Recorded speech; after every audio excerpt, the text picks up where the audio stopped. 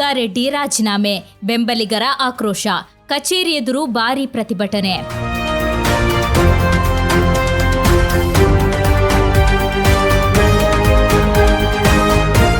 ಹಿರಿಯ ಕಾಂಗ್ರೆಸ್ ನಾಯಕ ರಾಮಲಿಂಗಾರೆಡ್ಡಿ ಅವರು ಸಚಿವ ಸ್ಥಾನಕ್ಕೆ ರಾಜೀನಾಮೆ ನೀಡಿದ ಬೆನ್ನಲ್ಲೇ ಅವರ ಬೆಂಬಲಿಗರು ಬೆಂಗಳೂರಿನ ಕೋರಮಂಗಲದಲ್ಲಿರುವ ಕಚೇರಿ ಎದುರು ಭಾರೀ ಪ್ರತಿಭಟನೆ ನಡೆಸಿ ಆಕ್ರೋಶ ವ್ಯಕ್ತಪಡಿಸಿದರು. ರಾಮಲಿಂಗಾರೆಡ್ಡಿ ಅವರಿಗೆ ಅನ್ಯಾಯವಾಗಿದೆ ಎಂದು ಘೋಷಣೆ ಕೂಗಿದ ಬೆಂಬಲಿಗರು ಅವರ ನಿರ್ಧಾರಕ್ಕೆ ಬೆಂಬಲ ಸೂಚಿಸಿದರು. ಜಲಸಂಪನ್ಮೂಲ ಖಾತೆ ನೀಡಲಾಗಿದ್ದರೂ ನಗರಾಭಿವೃದ್ಧಿ ಖಾತೆ ನಿರೀಕ್ಷಿಸಿದ್ದ ಅವರಿಗೆ ಖಾತೆ ಹಂಚಿಕೆಯಿಂದ ಅಸಮಾಧಾನ ಉಂಟಾಗಿದ್ದು, ಆತ್ಮಸಾಕ್ಷಿಗೆ ವಿರುದ್ಧವಾಗಿ ಕಾರ್ಯನಿರ್ವಹಿಸಲು ಸಾಧ್ಯವಿಲ್ಲ ಎಂಬ ಕಾರಣ ನೀಡಿ ರಾಜೀನಾಮೆ ಸಲ್ಲಿಸಿದ್ದಾರೆ ಎನ್ನಲಾಗಿದೆ.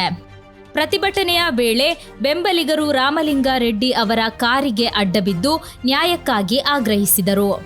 ಈ ಸಂದರ್ಭದಲ್ಲಿ ಪೊಲೀಸರು ಹಾಗೂ ಪ್ರತಿಭಟನಾಕಾರರ ನಡುವೆ ತಳ್ಳಾಟ, ನೂಕಾಟ ನಡೆದಿದ್ದು, ಕೆಲಕಾಲ ಉದ್ವಿಗ್ನ ವಾತಾವರಣ ನಿರ್ಮಾಣವಾಗಿತ್ತು. ಕಾಂಗ್ರೆಸ್ ಹೈಕಮಾಂಡ್ ಹಾಗೂ ರಾಜ್ಯ ನಾಯಕರು ತಕ್ಷಣ ಮಧ್ಯಪ್ರವೇಶಿಸಿ ರಾಮಲಿಂಗಾರೆಡ್ಡಿ ಅವರಿಗೆ ಸೂಕ್ತ ಸ್ಥಾನಮಾನ ಕಲ್ಪಿಸಬೇಕು ಎಂದು ಬೆಂಬಲಿಗರು ಒತ್ತಾಯಿಸಿದರು.